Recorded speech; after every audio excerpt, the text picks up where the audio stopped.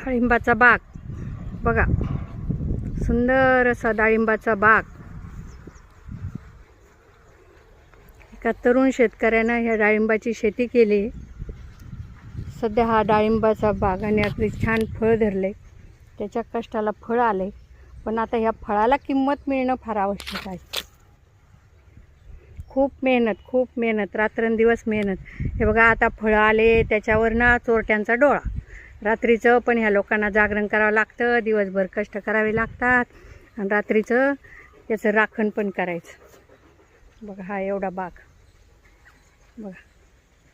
इथे शेजारीच घर आहे, वर गच्चीवर रात्रभर तो मुलगा झोपलेला असतो राखणासाठी. झोपलेला म्हणजे काय, जागच, आणि दिवसभर कष्ट करायचे.